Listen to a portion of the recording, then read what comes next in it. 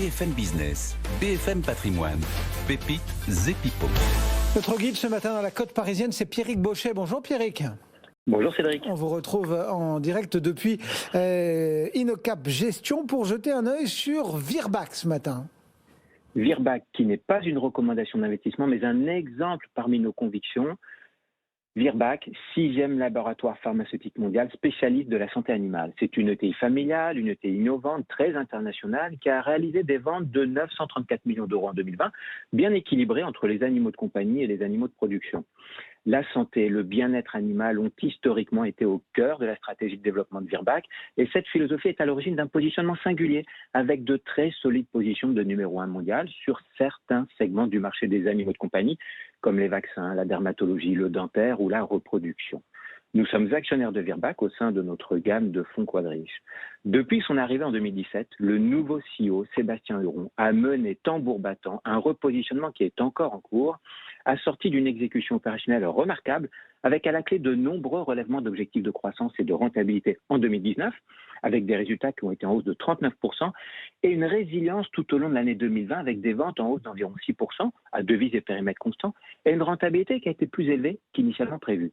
Alors ce nouveau management a été l'artisan de la reprise d'un cercle vertueux et d'une forte création de valeur pour l'actionnaire, en se concentrant sur la croissance organique, les gains de part de marché, le lancement de nouveaux produits, l'optimisation des coûts et le désendettement. Alors Virbac aborde 2021 avec une volonté affichée de mettre en œuvre les actions qui devraient permettre d'enclencher une nouvelle accélération.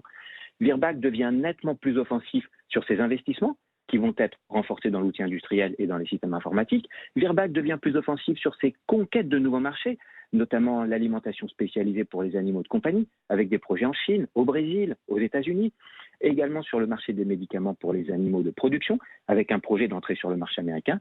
Virbac doit poursuivre la diversification de son portefeuille de produits, encore trop concentré, et doit amplifier l'extension de sa couverture géographique mondiale. Virbac devient également plus offensif sur la volonté d'acquisition ciblée, qui ont historiquement été au cœur de sa stratégie de développement, puisqu'elles ont représenté en moyenne la moitié de sa croissance. Aucune acquisition n'a été réalisée au cours des 5 dernières années, et cela pourrait très probablement changer du fait du désendettement intégral réalisé en 2020.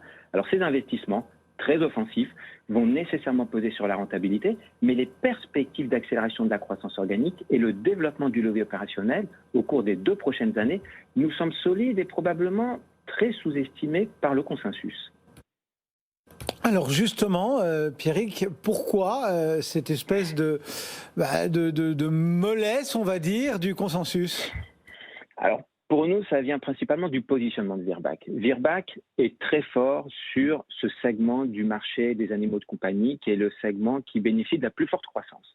Et ce segment représente 60% du chiffre d'affaires de Virbac, contre environ 40% pour l'industrie. Donc, il y a un mix favorable de positionnement, et on estime que la croissance de Virbac, aujourd'hui, sa croissance organique est sous-estimée par le marché. Elle fait partie des croissances organiques les plus élevées au sein de son industrie, et le management est sensible aux critères financiers du ROCE, le retour sur capitaux employés, qui est dérivé de la rentabilité. On est convaincu, et c'est notre analyse interne de Cap Gestion, que le levier sur la rentabilité sera plus élevé que ce qui est attendu par le consensus au cours des prochaines années. Donc, une croissance organique plus élevée qu'attendue, probablement une rentabilité à moyen terme qui sera plus élevée qu'attendue, avec un multiple de valorisation qui est parmi les plus modérés de son industrie. Situation surprenante que le marché pourrait progressivement corriger. Eh bien voilà quelques idées à avoir sur Virbac, défendu ce matin depuis Innocap Gestion par Pierrick Bauchet. Merci beaucoup Pierrick. Puis on glosait un tout petit peu de la mollesse du consensus qui effectivement, pour les analystes qui suivent la valeur, tourne autour d'une recommandation à conserver et d'un objectif de 234,57 pour l'ensemble des analystes, le consensus. Donc Pierrick Bauchet, Innocap Gestion régulièrement à nos côtés.